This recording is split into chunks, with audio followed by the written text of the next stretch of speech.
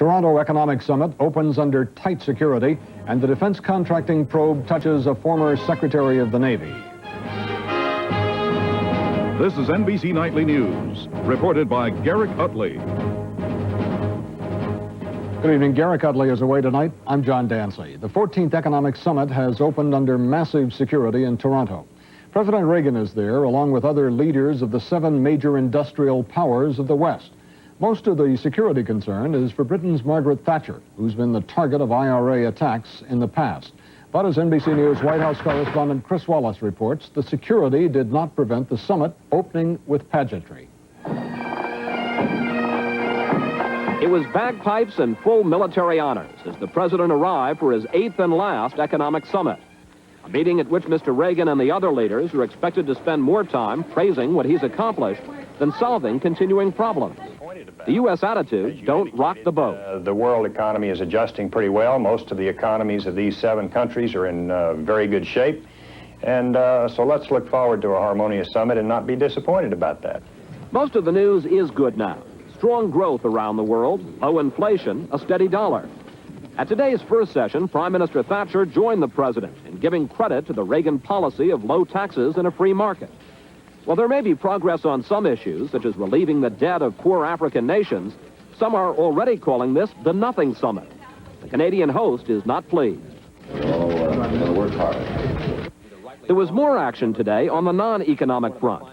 On NBC's Meet the Press, Secretary of State Schultz hinted the U.S. has a new plan to oust Panama's Manuel Noriega, leaving open the possible use of force. It's an option, and it's there, and it'll stay there. The president added to the impression there's a new move against Noriega. It could be. But a top U.S. official said later it was all talk, that the administration does not have a new plan. There was also a false alarm in the extraordinary security here. The president's motorcade into Toronto was slowed until an inaccurate report could be checked that someone with a gun had been seen near the hotel where Mr. Reagan is staying. But the morning papers did headline the arrest of a suspected IRA operative, seen as a possible threat against Prime Minister Thatcher. Still, U.S. officials expect a love-in here, with the other leaders giving Ronald Reagan a warm send-off, which means that any tough issues will be left to the next summit and to the next American president. Chris Wallace, NBC News, at the Toronto Summit. One of the problems facing the leaders in Toronto is an outgrowth of improving relations between Washington and Moscow.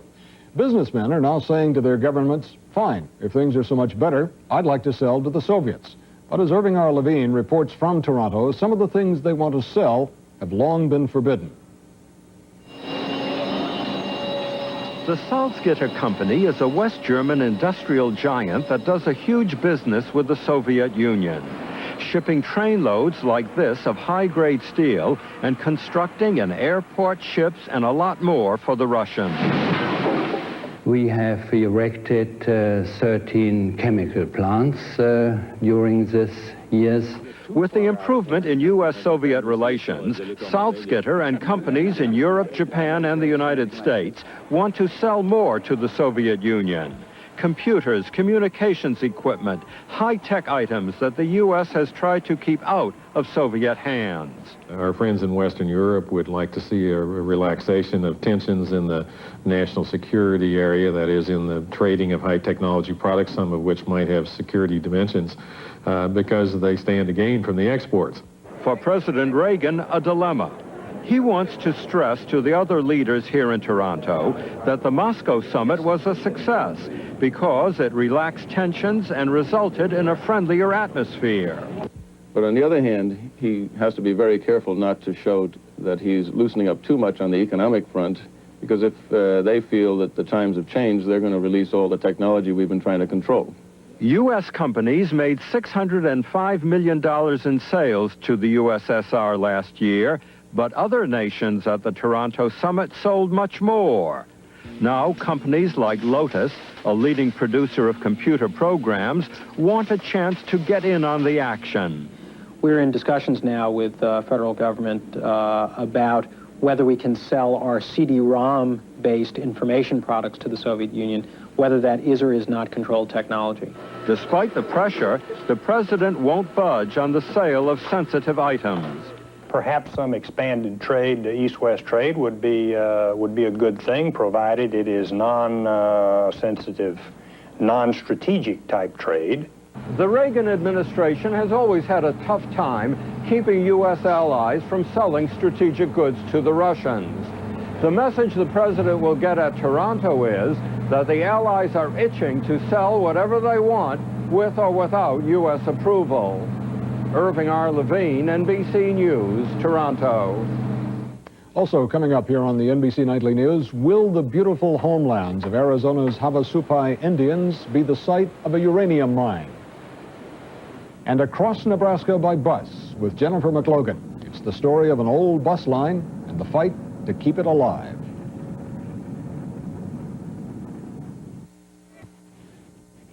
New names keep tumbling out in the huge investigation into corruption in the Pentagon's contracting system.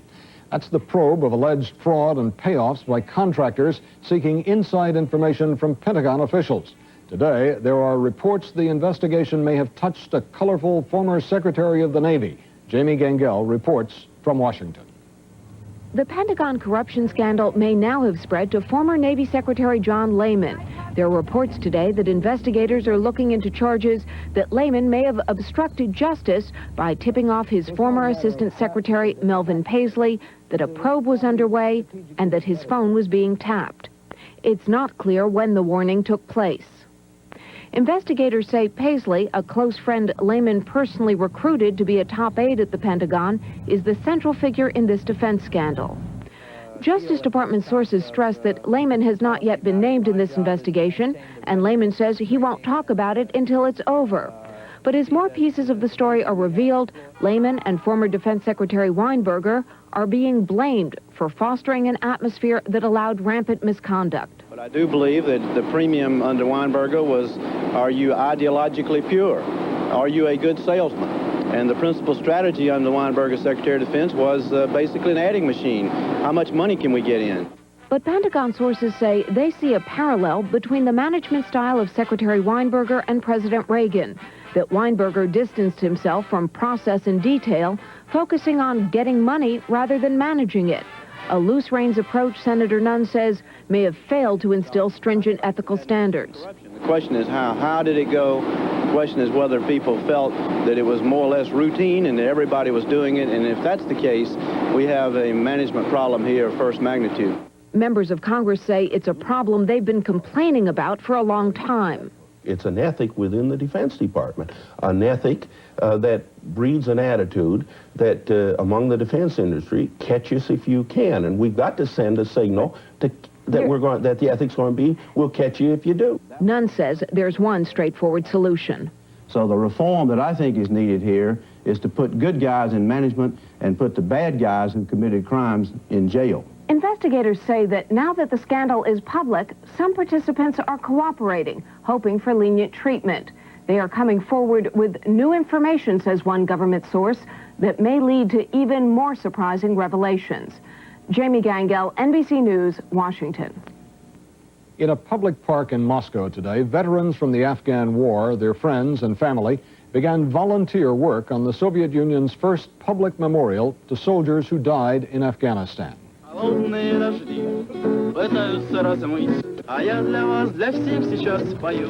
The volunteers were given permission by park authorities to begin work on the memorial themselves rather than wait for the notoriously slow construction workers. Many of the people here lost sons and friends in the war, and this work was a way for them, at least, to finally end the Afghan war.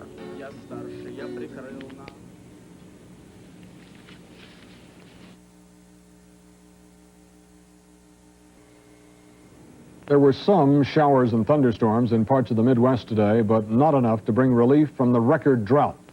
Across the country, farmers in the drought areas are trying everything from prayer to rain dances. Roger O'Neill reports.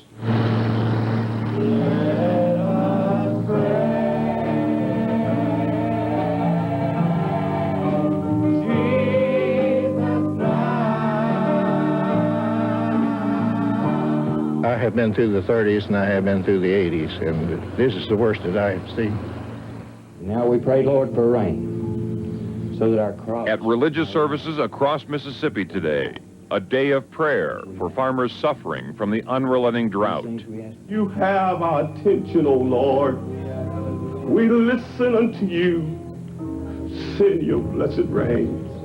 Send it now, Lord. Throughout the middle of the country, it's bone dry. In Louisiana, where there have been drought conditions for 3 consecutive years, 46% of the cotton crop is in serious trouble. Farther north, in Indiana, where corn is normally knee-high by the 4th of July, this year, today, the corn is barely out of the ground. Minnesota farmers have already lost some of their wheat crop. 60% of the state's wheat is in poor condition. At the Chicago Board of Trade, the prices for those farm products have been going up for 4 months now. Commodity traders are reacting not only to the drought in this country, but dry weather in much of the world. As far as the world weather, I mean, let's face it, the world weather has not been the same for, as far as I'm concerned, 3 or 4 years, and this year we're getting a lot of places hit all at once. Meteorologists say the weather, while particularly fickle this year, is not undergoing a catastrophic change. Farmers in the high plains of eastern Colorado have had plenty of rain. Farm ponds are full, cattle have plenty of grass to eat, and the wheat is almost waist-high. That's good news for Reggie Wyckoff, who says this will be one of his best years ever, but he isn't gloating. Those people back there are really suffering, and I know a lot of them, and we've experienced that before here. You know what it's like? You bet. It's not very much fun when you look out and you walk through your wheat and you don't step on any stalks. On the Mississippi River at Greenville, dredges have finally deepened the river channel enough to allow barge traffic to resume. Towboats with 1,500 barges were backed up. The Corps of Engineers, however, has stopped all nighttime traffic. The river will continue to slowly fall, and only time will tell whether we'll be able to stay ahead of that with dredging. The river has dropped to its lowest level since records were first kept in 1872. And in Clyde, Ohio today, Sioux Indians from South Dakota were paid $2,000 to do a rain dance. Roger O'Neill, NBC News. FAA Administrator Alan McCarter says the nation's overcrowded airports are facing gridlock. McCarter today raised the prospect that within a few years, the U.S. may have to start rationing flights.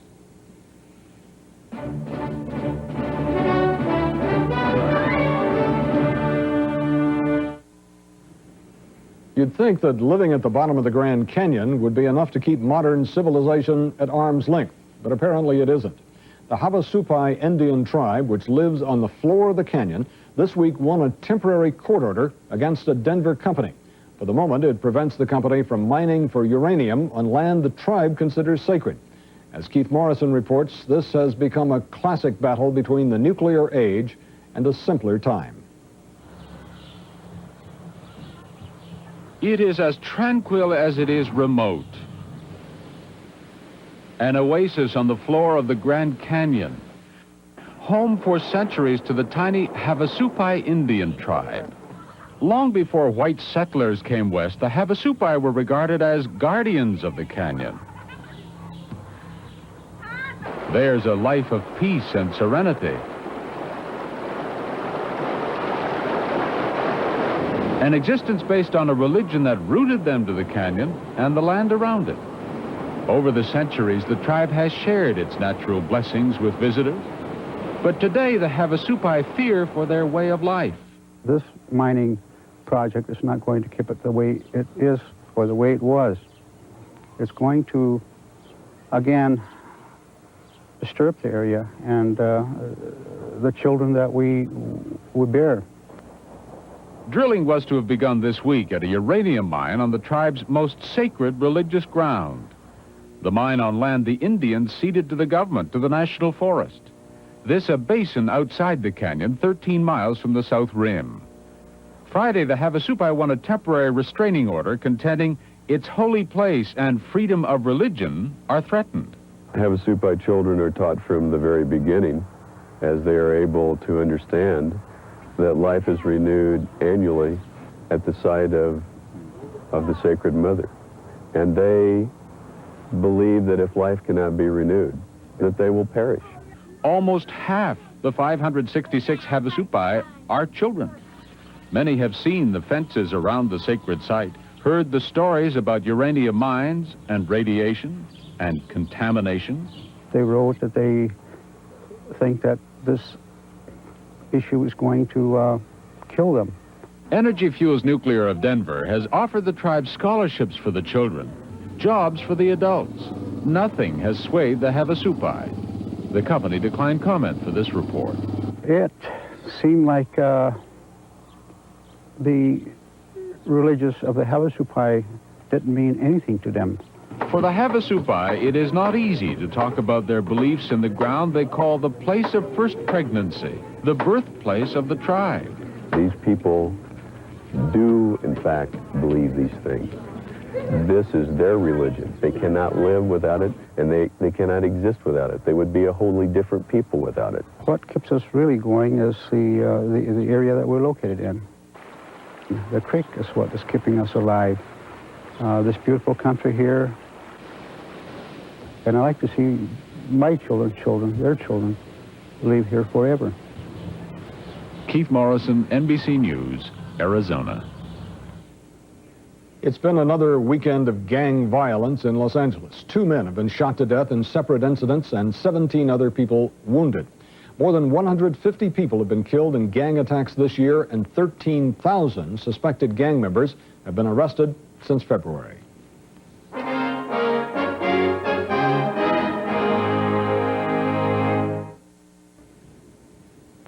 Finally tonight, 3,700 towns in the United States have lost bus service in the last 6 years. Many of those towns are not served by planes or trains. For them, the bus has been a vital link to life's necessities. One bus line in Nebraska carries blood to local hospitals, medicine for livestock, and disadvantaged kids to a Job Corps center. Jennifer McLogan traveled one route of the Arrow stage lines, a route which is losing money and just hanging on. Nebraska, when we sing to thee, true to your colors we will ever be. This is western Nebraska, where the people are few and far between, but the loyalty runs deep. There are more cows here than people. This is ranch country, wide open spaces, where everything is a great distance apart. Most of these towns were built at the turn of the century, along the routes of the new train lines. The passenger trains abandoned the tracks about 20 years ago, deferring to the airplanes. But for a long time, too, the airports have been shut down. Only the buses are left to cover a stretch of 600 miles. And the bus line says it can't sustain this route if it keeps losing money. The Arrow stage line started as a car service in 1928 with a contract to haul mail. Later, it began carrying bread and passengers. 83-year-old Alice Kroger came to Nebraska from her Oklahoma homestead by covered wagon when she was a girl. She's been riding the bus for 60 years. If we didn't have the bus, since the train went off, if you don't have a friend or a good thumb, you don't go anywhere. It's so far between towns, and the ranches are a long ways apart. You get out here and your car stops, you're just there. Towns like Johnstown, Nebraska, population 80, were built long before there were buses. It is a sad irony. Many people here believe that America seems to be forgetting the towns which helped it stretch west, because there's just no profit in stopping anymore. 42 towns along the line have been fighting to save this bus. The local public service commissioner met us at one of the stops along the route, the old Bassett Lodge and Range Cafe, where rooms cost $12.60 a night. Daniel Erweiler says Washington, D.C. gets more federal funding for its subway system than it would take to run the whole state of Nebraska for a year. If they can afford to put that kind of money into Washington, D.C. system, they certainly can find enough money to help rural Nebraska, in fact, rural America, in sustaining their bus service. Not everyone believes the bus should be saved. Some think it's an extravagance Nebraska can't afford. Maybe we should let the bus company survive on its own merits. Maybe we just don't have the people, the justification to subsidize the bus for 3 people. And my mother rides the bus and loves the bus, and she's able to buy the bus. She wants to buy the bus. These members of the Senior Citizen Center in Valentine told us they have conservative values, that they are not looking for a handout. But they say their problems are as deserving of special consideration as those of people who travel in the city. Zelma Dean is the only ticket agent for 138 miles. She echoes the feeling of many of her neighbors who nicknamed Ainsworth, Nebraska, the middle of nowhere. We're sparsely populated out here, and we just don't count very much. Fear the bus will be lost has added to the feeling of isolation here, where people like a link to the cities, even if they never get there. Just off the road from Valentine, these bison roam freely. Once they were nearly extinct, but people rallied to save them, much like this bus, still roaming the plains of Nebraska, not quite extinct, waiting to be saved. Jennifer McLogan, NBC News, Valentine, Nebraska. And that's NBC Nightly News for this Sunday night. Connie Chung will be here tomorrow. I'm John Dancy. Thanks for joining us.